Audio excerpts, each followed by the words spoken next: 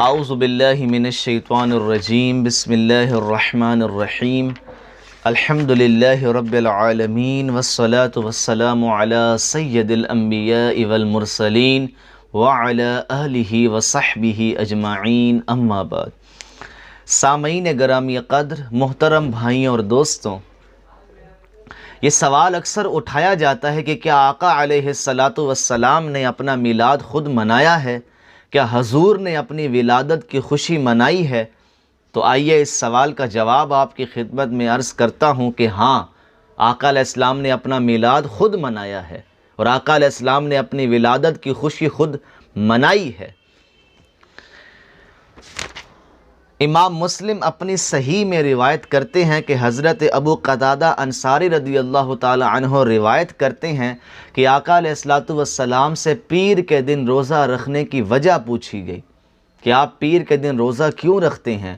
تو آقا علیہ السلام نے جواب دیا، اسی روز میری ولادت ہوئی تھی، اسی روز میری بعثت ہوئی تھی اور اسی روز مجھ پر قرآن نازل کیا گیا تھا۔ اب آقا علیہ السلام نے پیر کے دن روزہ رکھنے کی وجہ بیان فرما دی، سبب بیان فرمایا، ریزن بیان فرمائی، کیا کہ میں پیدا ہوا تھا۔ تو اس میں آپ خوشی کا اظہار کر رہے ہیں کہ میں اپنی ولادت پر خوش ہو رہا ہوں اور اس کے اظہار کے لیے روزہ رکھ رہا ہوں۔ تو آقا علیہ السلام نے اپنا میلاد خود منایا ہے۔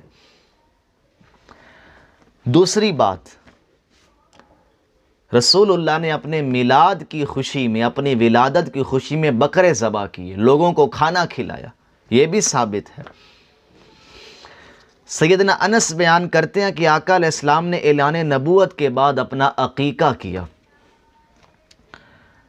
عبداللہ بن عباس بیان کرتے ہیں کہ جب حضور کی ولادت ہوئی تو حضرت عبد المطلب نے آپ کی طرف سے ایک مینڈے کا عقیقہ کیا، اور ایک روایت میں عبداللہ بن عباس سے مروی ہے کہ حضرت عبد المطلب نے 7ویں روز حضور کا عقیقہ کیا۔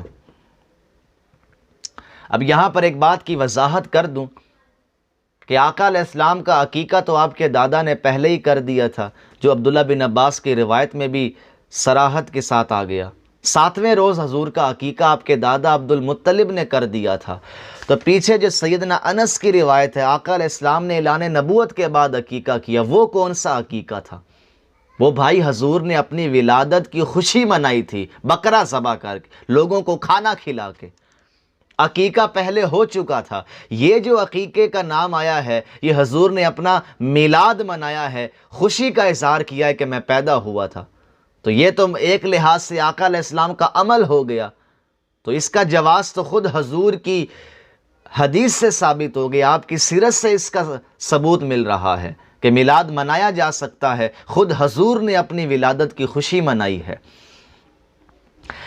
اب ایک سوال ہو سکتا ہے کہ آقا علیہ السلام نے جو اعلان نبوت کے بعد عقیقہ کیا، اصل عقیقہ وہی تھا، پہلا عقیقہ زمانہ جاہلیت کا عقیقہ تھا۔ تو معذرت کے ساتھ اگر زمانہ جاہلیت کے سارے اعمال مردود کر دیے جائیں تو سیدہ خدیجہ سے جو حضور کا نکاح ہوا تھا، اسے آپ کیا سٹیٹس دیں گے؟ وہ بھی تو زمانہ جاہلیت میں ہوا ہے، ایسی بات نہیں ہے۔ اور اگر یہی بات ہے تو اس کو بھی سامنے رکھ کر جواب سن لیجئے کہ آقا علیہ السلام نے ہی اپنا عقیقہ کیا اعلان نبوت کے بعد، تو کیا آپ 40 سال تک اپنے عقیقے کا انتظار کرتے رہے؟ حالانکہ حدیث میں آتا ہے کہ عقیقہ بچے کے باعث، بچہ اپنے عقیقہ کے باعث گروی رہتا ہے، اس کی طرف سے 7ویں دن ذبح کیا جائے۔ 40 سال تک حضور انتظار کرتے رہے، آپ کا عقیقہ آپ کے دادا نے کر دیا تھا۔ اور اگر آپ چاہتے ہیں کہ اسی عقیقے کو آپ نے صحیح ماننا ہے جو اعلان نبوت کے بعد ہوا، تو یہ بھی ہمارے لیے، ہمارے بارے میں ہے۔ وہ کیا کہ عقیقہ ہوتا کیا ہے؟ ولادت کی خوشی کا اظہار، اور کیا ہوتا ہے؟ بچے کی ولادت کے بعد ہی عقیقہ کیا جاتا ہے نا، تو عقیقہ ہوتا ہی ولادت کی خوشی ہے، اور کیا ہوتا ہے؟ کبھی کسی نے شادی کے موقع پر بھی عقیقہ کیا؟ اگر کوئی کرتا بھی ہے تو کس لیے کرتا ہے؟ کہ اس کی ولادت کے حوالے سے عقیقہ ہو رہا ہے۔ تو عقیقہ ولادت کی خوشی میں ہوتا ہے اور کسی عنوان سے نہیں ہوتا۔ تو آقا علیہ السلام نے اگر اپنا ہی عقیقہ کیا ہے تو اپنی ولادت کی خوشی کے لیے عقیقہ کیا ہے، خوشی کا اظہار کیا ہے۔ اور اس بات کو علامہ سیوطی نے بھی اپنی کتاب میں بیان کیا ہے۔ امام سیوطی بیان کرتے ہیں، یوم میلاد النبی منانے کے حوالے سے ایک اور دلیل مجھ پر ظاہر ہوئی ہے، جسے امام بیہقی نے سیدنا انس سے نقل کیا ہے کہ حضور نے اعلان نبوت کے بعد خود اپنا عقیقہ کیا، باوجود اس کے کہ آپ کے دادا عبد المطلب نے آپ کی پیدائش کے 7ویں روز آپ کا عقیقہ کر دیا تھا، اور عقیقہ 2 بار نہیں ہوتا۔ پس یہ واقعہ اسی پر محمول کیا جائے گا کہ آپ نے اپنے آپ کو اللہ کی طرف سے رحمت للعالمین اور اپنی امت کے مشرف ہونے کی وجہ سے اپنی ولادت کی خوشی کے اظہار کے لیے خود عقیقہ کیا۔